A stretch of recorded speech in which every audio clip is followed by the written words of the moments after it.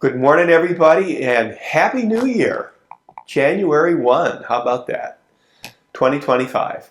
Well, on this date in 1877, Queen Victoria officially became Empress of India, the British government replacing the East India Company as the main power in India.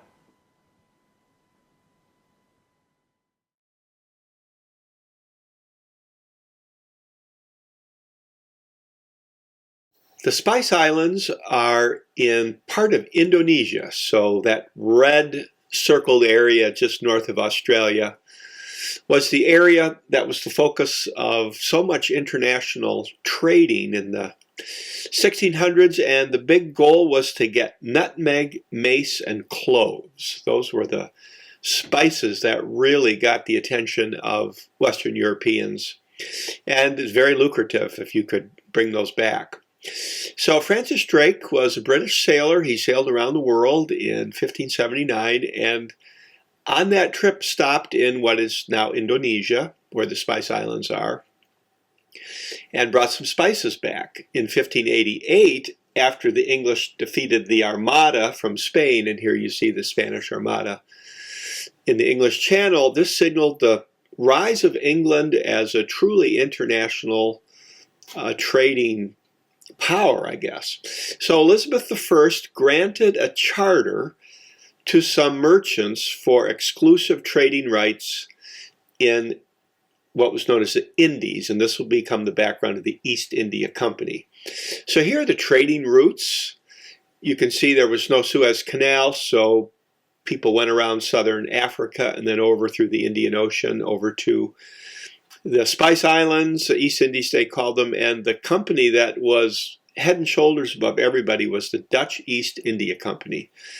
And they really had a foothold in what is now Indonesia, so England and the Brits decided to focus on India. So if you look on the left, you can see what was called Bombay, and north of that is Surat, and that was the first trading post of what became the East India Company. And in this illustration of the Indian rulers, if you look carefully kind of on the left, you see an English guy with one of those white collars. So England is starting to get influence in India. So Robert Clive worked for the East India Company. He was a political leader, a military leader, and he's one of the founding fathers, so to speak, of the East India Company in India, as is Warren Hastings, who was one of the first political leaders in India. So British influence in India, but through a company.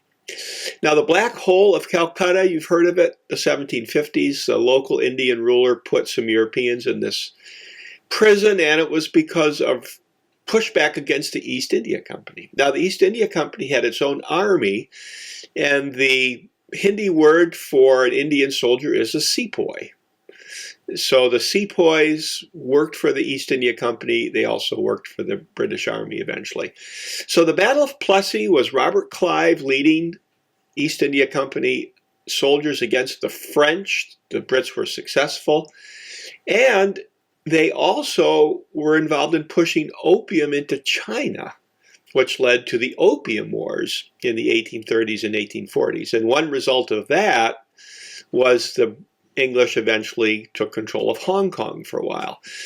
But the East India Company was almost getting too big for its own good, and there was more and more resentment against it. And in 1857 was a big rebellion in India, basically against the East India Company. And this is quite a tale. You might want to do some reading on your own. But when it was finished, the British government basically closed down the East India Company and made the British government in charge.